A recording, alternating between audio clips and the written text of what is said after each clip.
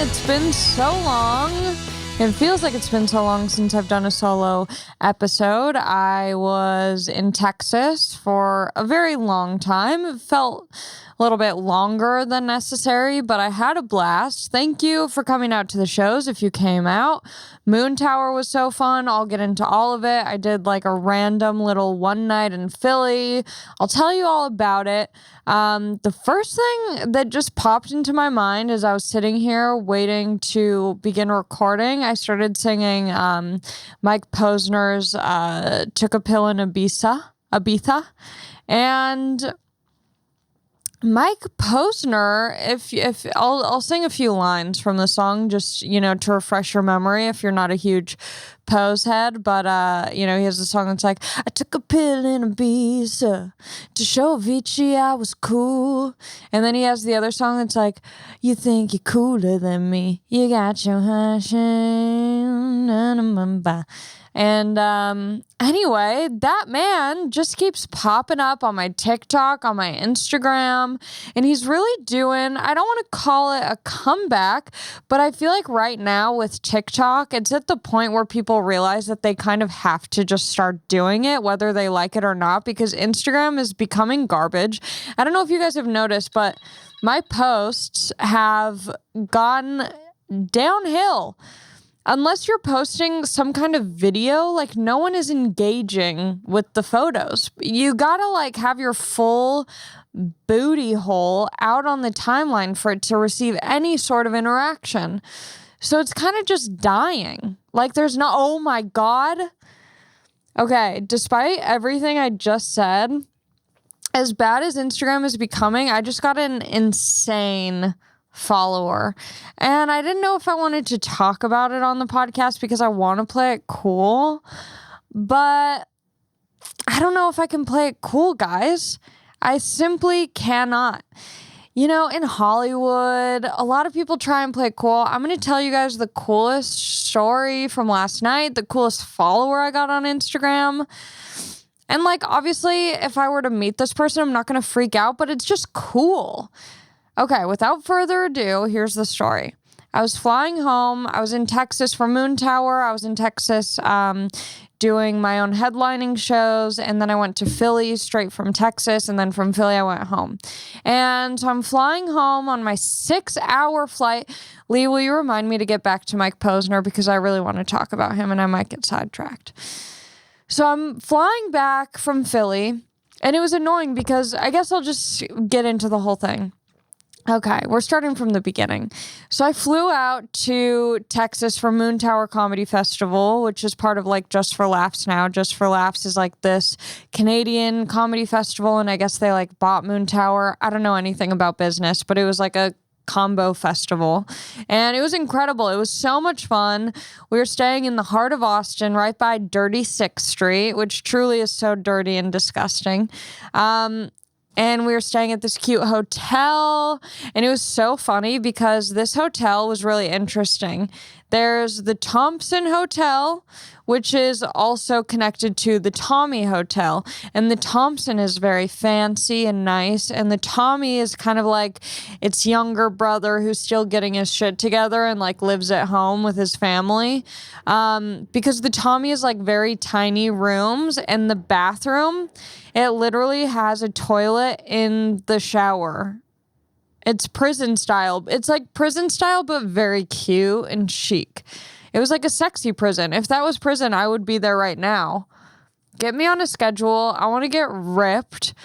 Prison truly, there's people on TikTok in prison making dance videos, and it doesn't look that bad.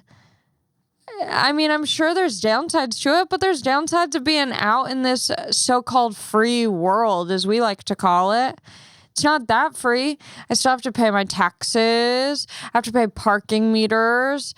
There's so much that's not just free about being free that honestly, I think the biggest downside to prison, and obviously we've had Abner from 60 Days In. I got to chopping up about prison with him. And just, besides potentially getting in a fight, which clearly I'm not good at. I don't know if you guys have seen me fight, but I'm very bad at it. But I think the worst part just about the prison style of living is truly just the food. And even that, I'm like, I'm sure I could get used to it. I love like beans and a carb. I love a carb heavy meal. And I don't like lukewarm food, and I don't like buffet style, or I don't mind buffet style. So honestly, I think I'd thrive. I would read the Bible. I'd become spiritual. I'd become probably more enlightened and a better person. I'd get super jacked, I hope. Imagine going to prison and then just not getting jacked. It's like, you got to do something with all that time you have. Benny, come here. Come here. Oh, he is so klutzy. He almost fell. That, when you watch something and it sends shivers down your toes and into your beehole? Every time I see him try and do some sort of skill, it always makes me so nervous. So yeah, I was at this very chic prison style Tommy, and you could tell, they put everyone, any SNL cast member who was at the festival, they put them in the Thompson. And then, the big comics, they also put in the Thompson, whatever. Keeps me working towards a goal. Maybe next year if I go to the festival, my goal will be to be in the fancy hotel. But I didn't mind. My sister even came and visited me. We cuddled in my tiny room. But I had a blast. The shows were so fun. But truly, I think the best part of it was just getting to see comics who I don't get to see all the time. Like people in New York or people who are just busy. Like, it was just nice hanging out with the gang. I'm trying to think if there were any notable stories from Moon Tower. There's none that I'm like thinking of at the moment, but maybe something will pop up later. But yeah, I did the festival, and then I was doing shows afterwards in Texas. After Austin, I had like 2 days of just nothing. And so then after that, I was going to San Antonio and then Houston and then Dallas. So I had 2 days off, and I saw that the king himself, Gavin DeGraw, was performing at Antone's.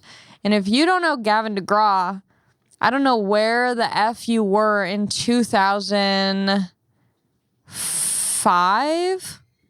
I think that's about the right time of his prime. Gavin DeGraw's the dude who sings, I don't want to be anything other than what I've been trying to be lately. And I am on such a Gavin kick right now. He is making a comeback. He is. He got on TikTok. He made a silly little video with he was on the piano playing I Don't Want to Be, but he was like, I don't want to be on TikTok, but my manager said I have to be whatever. And it's like, Gavin, embrace it. We're all happy you're here on TikTok. We're happy to see you. I am. I bought merch. I bought merch at the Gavin DeGraw show. And I stuck around for the whole thing. And I had so much fun. He played all of his new music that's going to be released soon. And his voice is incredible. This man is truly such a talent. I'm trying to get him on the pod. He followed me on Instagram. And he got me into the show because the show was sold out. So I DM'd him. I said, hey, Gabby, what's going on? Can I be on the guest list? And he said, yeah. So yeah, I was on the guest list for Gav's show, Gav DeGraw.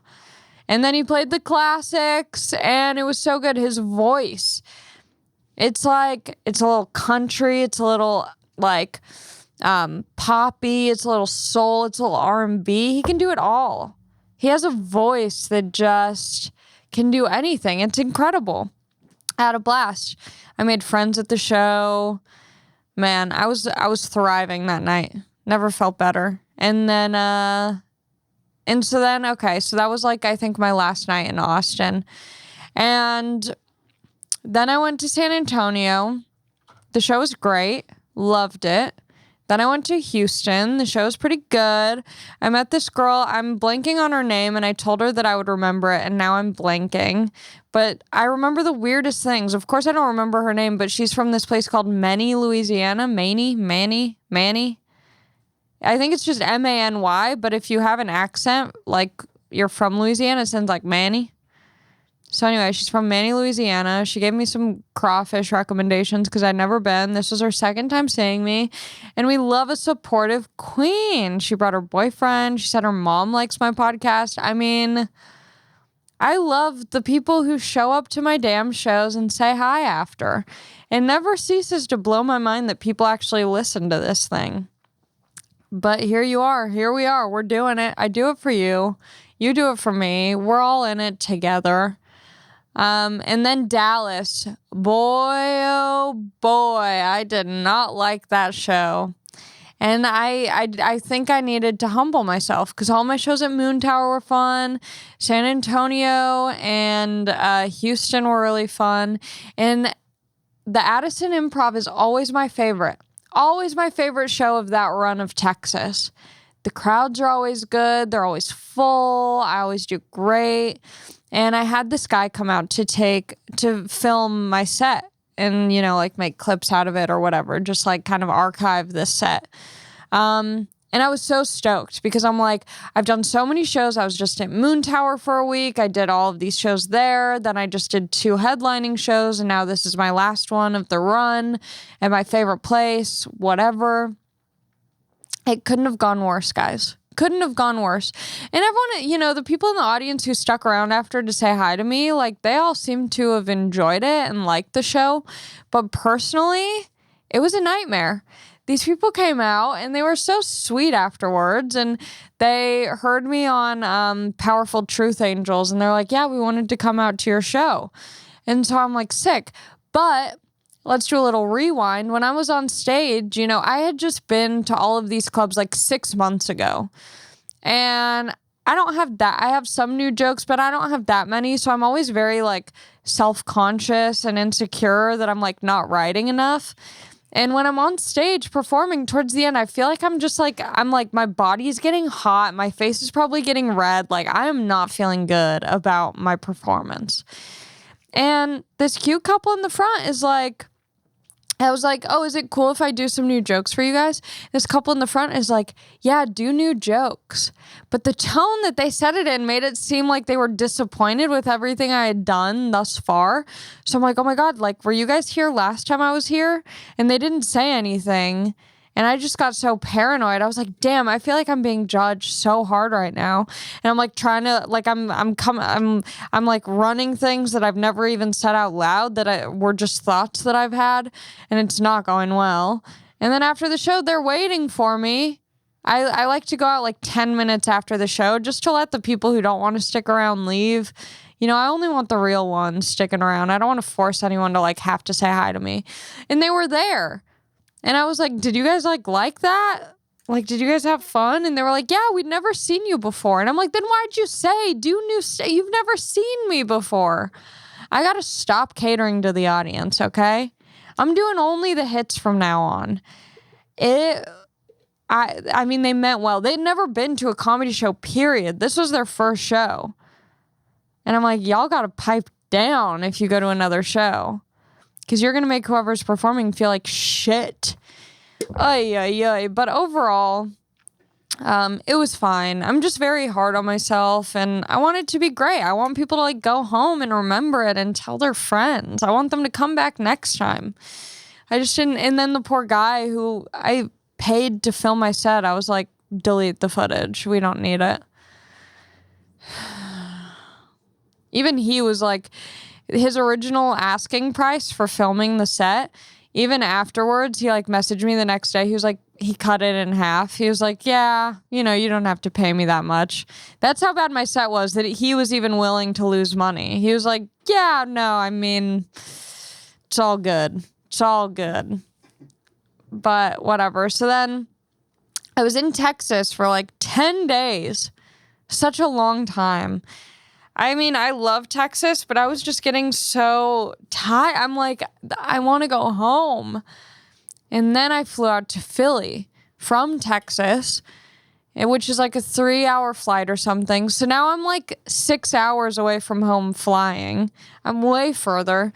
And I do this show. It was super fun, though. It was the Philly Fringe Arts Festival, something like that. I did the Stamptown show. And it was super fun. Did you guys hear that burp? That, like, you heard it? Okay, cool. It was just, like, so bubbly. You know when it gets foamy in your mouth? Ugh. It's a little burppuccino. Yeah, it's not good. I ate an orange too early in the morning, so I think it's like just a little bit of the acid reflux. But yeah, so I flew to Philly just for one night. I thought that I was doing like 20 minutes on this show, and I got there and they're like, you're doing 10 to 12 minutes. So I'm like, okay. But it was nice because it was like a showcase. I got to see more of my friends. Robbie Hoffman was there, who I just adore and love. I got to get her on the pod soon. Mary Beth Barone was there. Great New York comic who I love. And other comics who I like, but, you know, those were the ones who I was like, hell yes. We had girl time. We hung out in my hotel room after. We were eating cheesesteaks. It was beautiful. Like, I just love comedy hangs, and I know there's going to be a point in my career where that doesn't happen that often. So I just take advantage of every time I get to just, like, be in some shitty Holiday Inn Express with, like, great comics who I know are all going to be successful and won't be staying in a Holiday Inn Express, you know?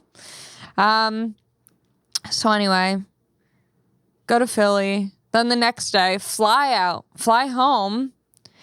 And it was a 6-hour flight. So now I'm like, I flew to Philly for one night. Now I'm flying 6 hours to get home. And I'm on this flight. There's no free Wi-Fi text messaging. And if I want to buy the Wi-Fi, it's $30 for Wi-Fi.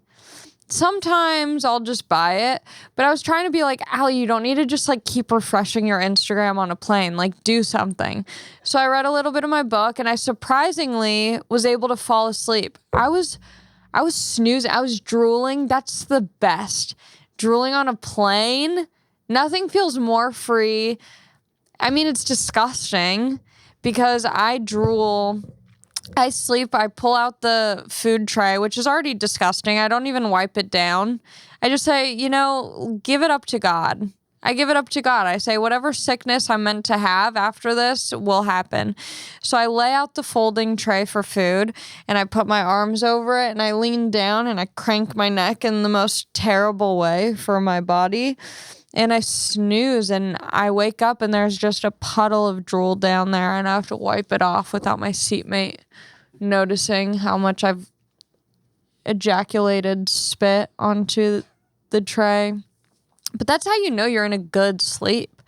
Like, even at home, if I'm not drooling, I'm like, I'm not well rested. That's how you know your body is at complete, like, just letting go. Your body is completely turned off.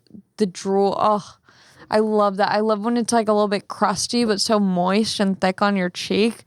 It's such a good feeling. Anyway, so I had that kind of slumber on this flight, and I needed it because as soon as I got home, I had shows that night. But anyway, I had no Wi-Fi on the flight, and thank God I didn't, because that feeling of turning off airplane mode, I'm a naughty girl. I turn off airplane mode like once I start seeing buildings. It doesn't do anything. It's there's this myth that we're gonna crash if all the phones are turned on. They're gonna lose signal. No, we're gonna be just fine. I turn it on because it's more of a curiosity thing. I like knowing at what point in the descent that the Wi-Fi starts working, just in case for some reason I have a jetpack and I want to have service while I'm flying. Like, I just want to know what the level is where the Wi-Fi, where like the, 4G LTE, the 5G just clicks. So I turn it on pretty early. As soon as they make that descent announcement, I'm like, here we go, time's ticking. And I got service, but I wasn't really checking anything until I got off the flight. And I get off the flight. I'm in the terminal. I'm waiting for Mary to get off the flight, and I'm refreshing my notifications, and I'm seeing if I've missed anything. And it's interesting because I had Comedy Central posted my stand-up on YouTube, TikTok, Instagram, all of it. But they'd posted it like on the 26th, and now it was like the 30th or something. And they had posted another clip. So now there's like more followers coming in. So I had a good amount of follower like notifications. And I don't really like check every single person who's following me, but this one stuck out for whatever reason. And wow, yeah. So I check and I see this person's name and it's a celebrity, but I'm like, surely that was a mistake. I didn't know that Comedy Central had like reposted my stand-up. So I thought, anyway, I'm telling this in the most boring way.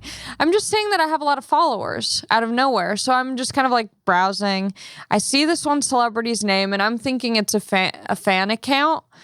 And so I'm like, oh, it's probably like spelled weird. Like maybe the A is spelled with an O. And so I click on the profile. Lo and behold, I see 17.1 million followers verified. And I'm like, this is the real person.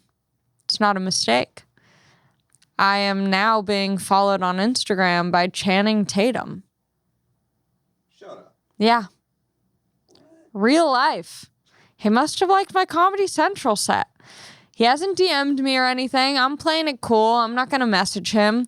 I did briefly add him to my close friends list just to see if he was watching my stories, but he wasn't, so I took him back off the close friends list because I feel like that's a weird move. But I do have Dua Lipa on my close friends list, and she doesn't even follow me, but that's just in case she happens to see my profile and sees a green circle around it. But yeah, I'm like, my brain just started swirling the minute that I saw that. I was like, okay, Magic Michaela, we're doing a spinoff of Magic Mike.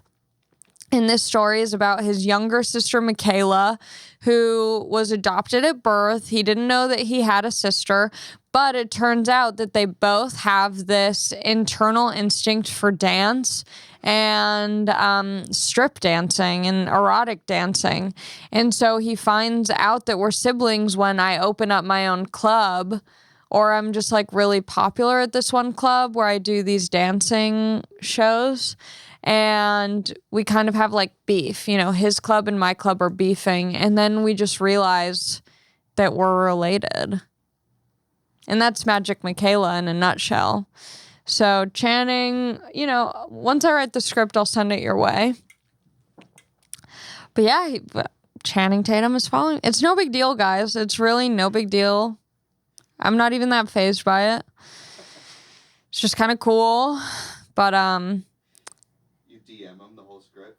Yeah, I'll send him it. I think Instagram DMs like cut you off after a certain point, so I'll just have to keep sending him. It'll be like 120 missed messages.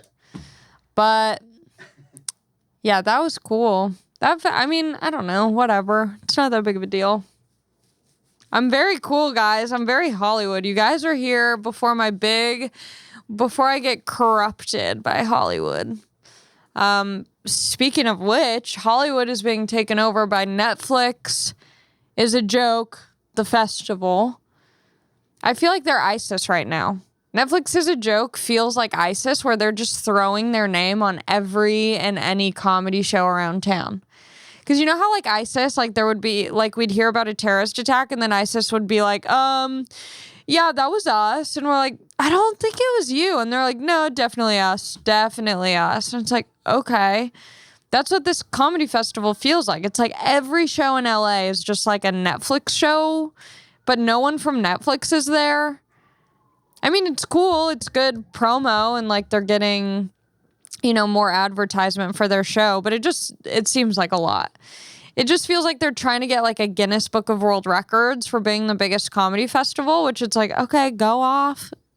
King Ted Sarandos. I don't know what he looks like. Could we pull I'm going to pull up a photo of Daddy Ted. Ted Soros? No, who's Ted Soros? Soros is somebody else. Okay, yeah. Ted Saranda. Oh, okay. Okay, he's like a normal-looking guy. For some reason, I thought he was going to be some crotchety motherfucker. But he seems like a chill-ass fucking dude with a good haircut and a sharp suit. Okay, Ted. Go off, gang. George Soros George Soros. Why am I thinking Ted Soros? I don't know. Maybe I'm confusing. I'm mixing the two of them up. Can we blow up that photo of George? Is that George or Ted? This is George. Okay. You want to see Ted? No, I want to see George blown up. Not like physically. Oh, wow. Okay, yeah. So George is giving me deceased vibes. Ted is fully living and thriving. Yeah, so they're just doing this giant comedy festival. Every show's a festival show. I got to do the 88 show at the Improv with Avery Pearson, and that was fun. I didn't even do comedy. I just did this like singing bit where I sang A Star Is Born, and it was kind of like, it was like a joke in the show. It was fun. I did, I'm doing tonight, I mean, the episode will already be out. I've already done it at this point that you're hearing it, but I'm doing a show tonight at the Peppermint Club for SiriusXM's Netflix radio, part of like the Are You Still Listening thing. So I'm a SiriusXM girl now. I'm a satellite radio comedian for my first time. I'm going to be on satellite radio. I'm doing a 7-minute set, and I got to figure out today what my set is going to be. What do I want people to hear when they're on a road trip and they're sick of whoever they're driving with and they're like, just shut up and let's put on the comedy channel. What is going to be the type of humor that's going to make them get out of their road trip headspace funk and say, damn, this is a funny bitch right here. I got to figure that out, but that'll be fun. And then after that, I'm doing a show at the Comedy Store tonight. It's like 50 years of working at the store, and it's like a showcase of all the comics who have worked at the Comedy Store. So I think that'll be cool. And then, yeah, I didn't know. I mean, I wasn't doing like these huge shows at the festival. And because they're doing so many shows, I'm like, surely they're not giving everyone like an artist pass for the show, you know, because there's just so much happening. But sure enough, I did my friend Greta Teitelman's podcast yesterday as part of the festival, another thing, part of the festival. And I did her podcast, and they were like, I think you should have credentials. So I went and I checked in, and sure enough, I got a swag bag. I got my artist pass. I'm looking like a boss bitch out here in these Netflix streets. And so I went to lunch with some friends. Giulio Gagliardi, great New York comic. He just filmed a set with the Pete Davidson and Best Friends show at the Fonda. So he was out here for that. Got lunch with him, Nicole Amy Schreiber, Brian Simpson, Josh Adam Myers, and Julio's buddy Zach, I believe his name is. And Brian was doing a show at the Palladium. They have this outdoor space. And I didn't go because I didn't think that I was just allowed to like wander into the various shows and stuff. And so I went, and it's like this whole thing. They had like a backstage artist area. It was very like Coachella, but in a parking lot vibes. So that was cool, and I looked cute as hell. I looked very casual. And it was just it was one of those events where you're just shaking hands, taking photo booth photos. And I thought I was going to end my night at that. I thought that was going to be it for me. I did that. It was a lot of socializing. It was cute. It was fun. And I went home, and I put on my PJs, and I laid in bed. I did not wash my face. I wasn't ready to do that. And I don't think I was planning on it either. I was laying in bed, and my friend texts me, and she goes, hey, do you want to should we go to the Dave Chappelle party? And honestly, at that point, I was like, no. I was like, he's probably there's like another week of this festival. I'm like, he's probably going to have more parties. And she was like, this is his last one. And I was like, say no more. I threw on my rhinestone pants. I threw on my sexy little bustier sexy top where my boobies look all big and juicy. And I picked her up, and we went. We went to Dave Chappelle's party. We did not have an invite, but it's like supposed to be 4 comedians. So we were like, yeah, but if we go, I guess he throws them in New York. And normally it's like if you're a comic who like is in the mix, you know, not like open mic, but if you're in the mix, like typically you just kind of go. So we went, and of course, at the beginning, it was like a hassle to get in, and like everyone I knew was walking by the check-in place. So like, Allie, are they not letting you in? It was somewhat humiliating, but also like, for some reason, I like didn't care that much that I wasn't able to get in. I was like, I shouldn't be able to get in. This is a place where I'm like very happy to get turned away from. You know what I mean? Like, sure, part of me is like, yeah, I deserve, I guess, to be in the mix of like the comic soiree. It was a comedian's ball. It was a party for comedians. So part of me is like, yeah, I'm a comedian. I'm a working comedian. But then the other part of me was like, yeah, but I'm also like not a part of the Chappelle crew. So that's fine if I'm turned away. Anyway, I was able to get in. They let me sneak in. And I had to cover up my phone. But boy, if I had my phone out, Busta Rhymes came out with Twista. In this episode, I think what I'm realizing is it's kind of an episode that's a throwback to my youth because Gavin DeGraw and Twista are two people who I interviewed as a child when I was on the radio. Ryan Seacrest was trying to do this spin-off like TV show, like daytime show. Not daytime show, but like almost like an MTV TRL type of show. And there was like a segment where I would like interview some of the artists who were performing on his television show. And so I remember asking Twista if he could rap Sally Sells Seashells by the Seashore, because Twista is notoriously the fastest rapper in the world. He has a Guinness Book records for being the fastest rapper alive.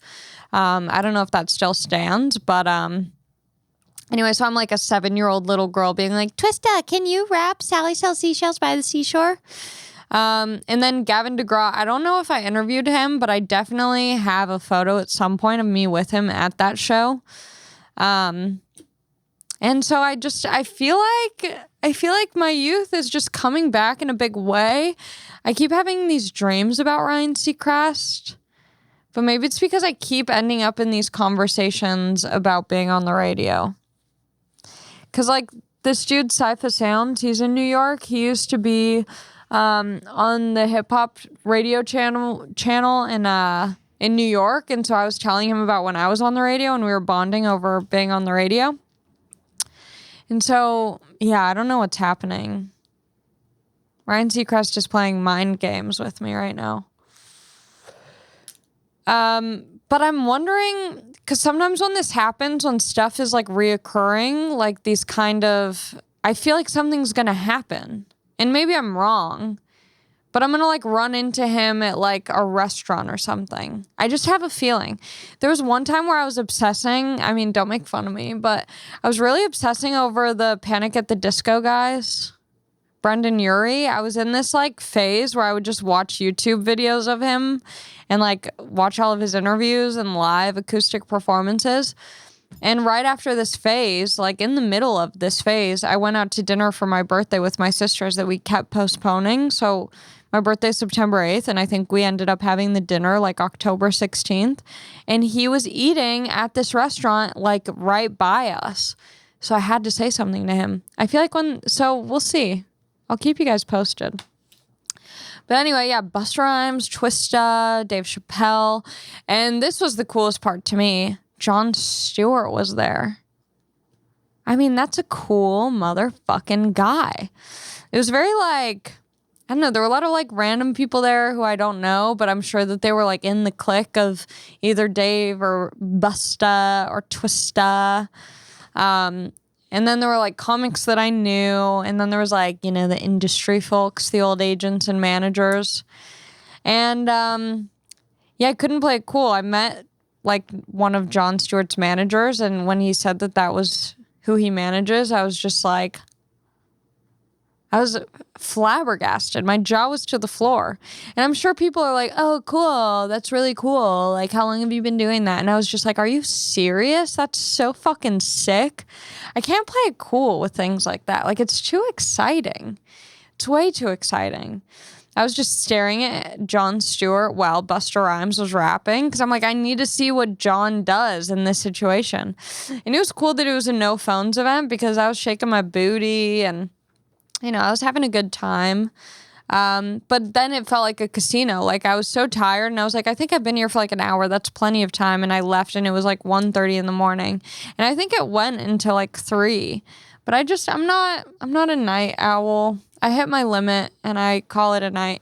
It was fun though. It was a blast. They had these weird like entertainers. They had like these burlesque performers who were like really niche. There was like some S&M like rollerblading sexy duo, burlesque duo.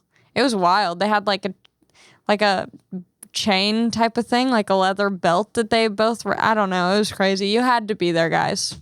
You had to be there. Sorry, maybe next year. I go full blown Hollywood in this episode. I'm like, yeah, it was really cool. I can't actually talk about it because I signed an NDA, but like, yeah, everyone was there. But yeah, it was cool. Also, Netflix is like, you know, they're not taking over a hotel, but I think they're like set up at a hotel for like people who are out of town. And they're doing like breakfast there and they're doing like dinner there, like free for the artists. So I don't think I'm going to buy groceries this week. I think like after this podcast, I think I'm going to go to the hotel and see if they have food. Because guess what? Not that many people, like there's going to be so many leftovers that they're going to throw out. And I'm just trying to do my part and protect this planet by eating up all the buffets at the free Netflix setup at the hotel. I mean, that's what it's for, right? You're going to have me on these shows. I mean, I'm not doing that many shows. But I'm going to take advantage of this free meal system. They have coffee there. Yeah, that's 100% what I'm doing after this. Yeah, because I think they have fried foods and stuff until 5, so I'm good. Man, I'm going to get that out of here. I'm going to wrap this bad boy up. I'm trying to get some free food. There's nothing, and it's like nice food too. Mike Posner. Yeah, so Mike Posner. He's just been popping up a lot, and I really like, so Gavin DeGraw, I was thinking about this. I've been really on a Gavin DeGraw kick, and this kind of goes with my point of Mike Posner. There's these artists, and I think nowadays with social media and like all these platforms, like people can get really famous off of one song, and then not that they're not good, but like sometimes the other songs just don't have the same like insane rise. And I think that that's fine because I went to see Gavin DeGraw for those songs that I knew. And then I got to hear him play these other songs and it just gave me this whole new appreciation for him. And like with Mike Posner, you know, like he has like these, I mean, maybe I'm also an idiot and I don't know, but to me, I'm like, I only know like 3 Mike Posner songs. But now he's doing like, there's this resurgence of like people getting popular again off their formerly popular songs and like trying to grow from that. Like even my boy who came in, hold on, I'm blanking. My brain is so bad. Wait, it's gonna come to me. Don't tell me.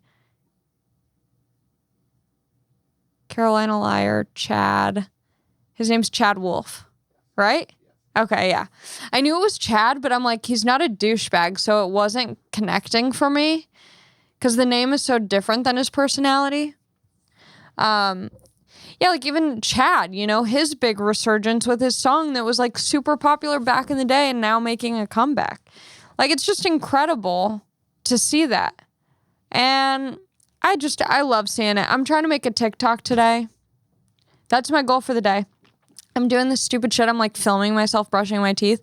I don't think I'll end up posting this one, but it's too much. I have to set my phone up just to brush my teeth. It's hard enough for me to simply just brush my teeth in the first place.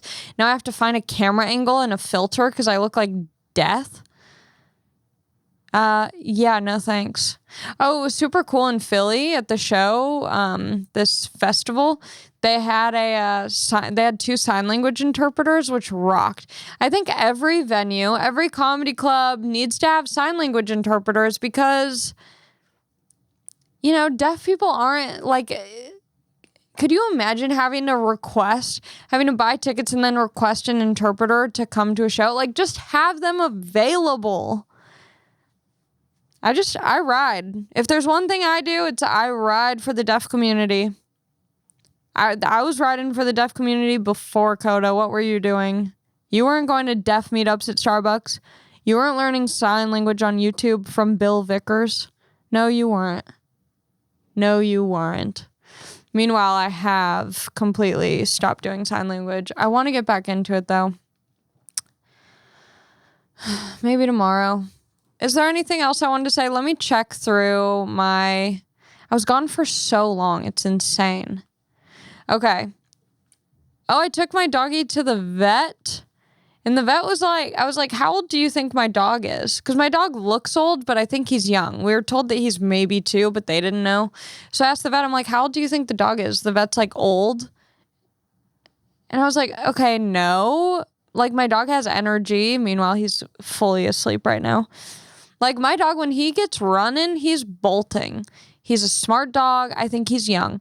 And then he's like, yeah, maybe 2, no older than 4. I'm like, okay, thanks, Doc, for your great expertise. We have to get his teeth cleaned because he ate a bird the other day. He caught a baby bird midair. One of those, you know, those tiny little cute birds. They're not hummingbirds, but they're really small. Those cute little tiny baby birds. Sure. I don't know. I guess I was out of town, but I guess on the walk, he like chased after one and caught it midair and it burst in its mouth. He chewed down on it and blood squirted everywhere. Like a gusher? Like a gusher. Oh, speaking of, that sounds bomb. Speaking of throwbacks, yeah. Oh. Yeah, so he fucking killed a bird. It's disgusting. I don't want him to lick me anymore, but I still let him. But he does need to get his teeth cleaned. So I had to take him to the vet to like check him first. And then there's this comic who I didn't know about. I like knew of him, but I hadn't seen his stand-up, and I saw him perform at Moon Tower, and I like became obsessed and fell in love with him and think he's the funniest person in the entire world. And I know that not everyone is gonna love him, but I truly just adore him. His name is Pat Regan. And that's all I have to say about that. Google him, watch his YouTube, like, comedy sets. I truly am obsessed with his comedy. I got to see Rosebud Baker and Andy Haynes' live podcast of Find Your Beach, and that was really entertaining and fun. I got to hang out with Jessica Kirsten and see her podcast in person. I did a show with fucking Mark Maron. That was sick as hell. I was pumped to do that because I was like, we're going to be in the green room. That means he at least has to say hi to me. And that's all I needed. I got to see Pete Holmes. I stopped by the Are You Garbage live podcast, and Pete Holmes was the guest, and he was so nice and cool. I had a good past few weeks. Yeah. This has been a solid time. I hung out with the legend Lil Sasquatch. I'm just trying to see if there's like anything that I put in my calendar that I'm possibly missing. I got the best massage. There's this woman who I met at Skankfest Houston. They had in the green room like a massage area set up. And there was this woman who gave me a massage, one of the best massages in my life. She's based out of San Antonio. So I was like, after Moon Tower, I'm going to hit her up. Her Instagram's called like Touch of Serenity, I think. She's based in San Antonio, but she does like house calls and she travels for massaging. She's the best. And she's hired, I didn't realize this, she's hired through Live Nation. So when there's huge like arena shows, they'll hire her. So she's worked with like Kevin Hart.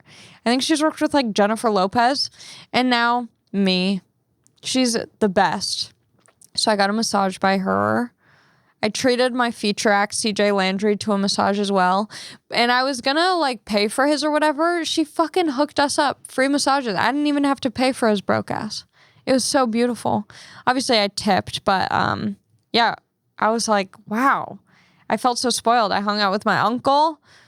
We met up. Oh, this is so funny. This is so funny, but this feels like a Patreon only. This feels like a behind the paywall moment. Do we need to timestamp it? Okay. Okay, so this is for Patreon only. Sorry, I'll get back to you guys later. Back to the regular program. Yeah, so I met up with my uncle. I went to Philly. What else? Yeah, I did. I got in town. I did a show the day that I got in. Did Greta Titleman's podcast, Super Senior Superlatives. We did that at the W Hotel for Netflix. Got a lunch with my friends. Went to Dave Chappelle's party, which was very cool. And then that's it. Yeah, tonight I'm doing a Netflix recording for SiriusXM. And then I'm doing the Comedy Store show. What else is coming up? Hopefully I'll have some road dates coming up. I'm sure it's going to fill up. So hopefully I'll see you on the road. As of now, I only have my San Diego gig in June. But I'm doing local shows. But I'm probably not going to promote those because I just want to work on new stuff and get funnier. So when I go on the road, I'll have better material.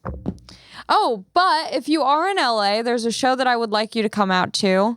May 13th, I'm doing Actually, no, I don't want you to come out to that. I lied. Guys, have fun. Be safe. Be well. I love you. Thanks for listening.